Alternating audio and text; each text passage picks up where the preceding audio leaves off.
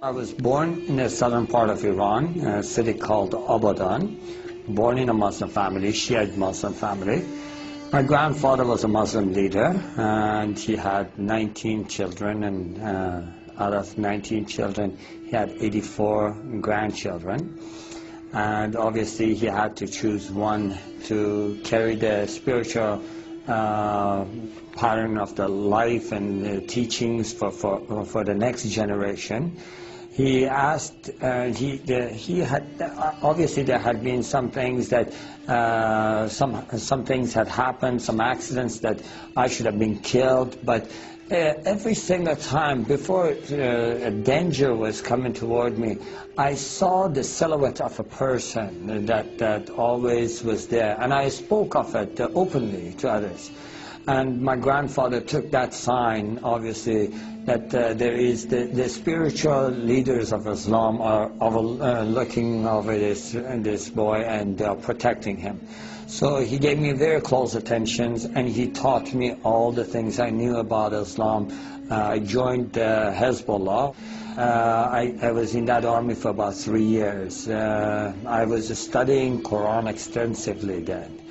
My grandfather actually sowed this seed in my heart that I should share Islam with the poor, misled Christians, you know, that have gone astray, and obviously remind and be a spiritual leader to our family outside Iran.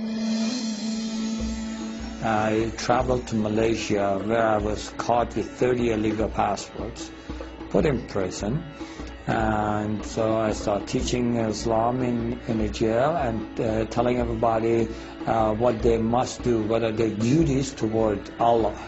And so I did this routine every day.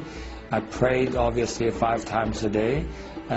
Shiites do pray 3 times, and they include the 17 rak'at in the 3 times. But what I did, because I wanted to spend more time with God, I did it at 5 separate times.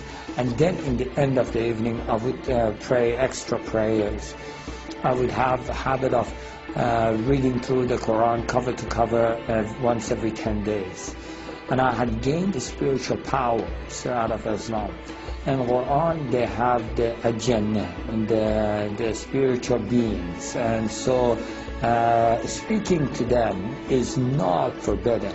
In fact, there are stories of talking to them that Prophet Muhammad did. So I had been able to connect to that spiritual realm and been able to acquire powers out of that. And so I was able to pray for people, especially when people, someone hurt them or someone did something to them. They would come to me and they would ask me to say a prayer, and immediately that person would get sick, have an accident, this kind of things, you know. I was able to close my eyes, tell you what a person is doing in another room. And so this had made me more power hungry. And I wanted to gain more power. So I would spend and meditate more in the Quran. And so as I was doing that one night, I just was meditating in the verses. And there are words in the Quran that are repeated continually, repeatedly, but they have no meanings. They are the secrets of Quran. And so when I was meditating on this, a spirit entered the room, and it was much more powerful than I could handle, or I could overcome. And so I was filled with fear. And so I tried using all the tools Islam had given me. In the name of Allah, I command you to leave, you know. Satan, I rebuke you, kind of things. And I used all those, and nothing was helping. At that moment, I was totally desperate, and I felt like it is choking me, choking the life out of me, and I felt like I'm dying in that cell. And I just cried out to the heavens, and I said, God, in Farsi, Khuda, help me. And immediately I heard a voice, just as clear as you hear my voice today, saying, bring the name of Jesus. And at that moment, I really seriously did not give it 1 second of thought. I just was, I feel like going back, I was drowning. And a man that is drowning, you throw a rope, they would never question you about the color of the rope. And just grab on.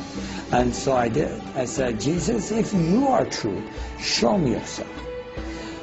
And to this day, I have no idea. Obviously, going back, I'm thinking, why did you word it that way?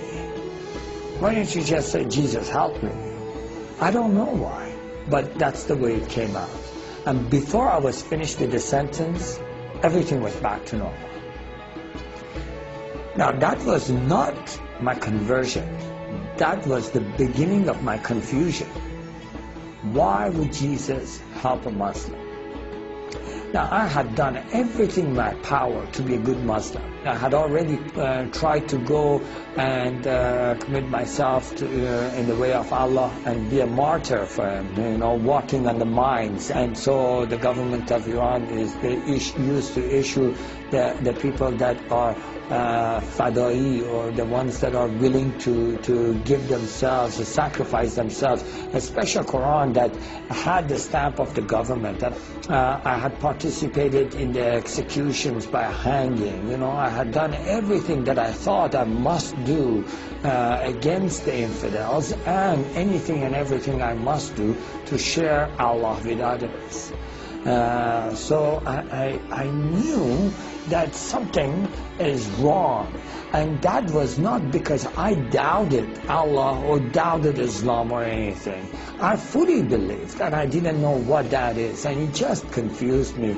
And so I tried to just forget about it, you know. But that question, why would Jesus help a Muslim? Why would Jesus help a Muslim? That would just keep coming at me. I believe in Muhammad, the last prophet, I would think, in the perfect religion. Why would Jesus come to help me? And so that 2 weeks period, I just got really confused, and I said, okay, I'm going to pray and fast and ask God Himself to show me the path.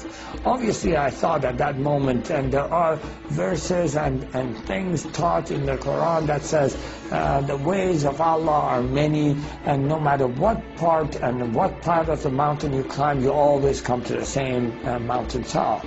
And I thought, maybe that is what God is, you know. And then, no, maybe it is different for God. Maybe God has a specific way for me, and He wants me to follow that specific way. So I thought, I will never find out unless I ask this question. So I did. I prayed and fasted, and from the bottom of my heart, with all my strength, I asked, God, what is it that you want me to do? What way is it that you want me to follow? And so for 2 weeks, I sat in one place, and I prayed as many hours as I was awake, and I fasted as many hours as I was awake, and I would just fall asleep literally on that place. I would wake up, and I would just pray again and again, asking God, what is the way you want me? After 2 weeks, to no avail, I had no answer. And I really got frustrated. I just thought, forget it, you know, what is this? I have no chance of finding out what He wants. I don't even know if God exists. And I have wasted all my life. I have been afraid all my life, you know, trying to do everything that would please Allah. And now He confuses me.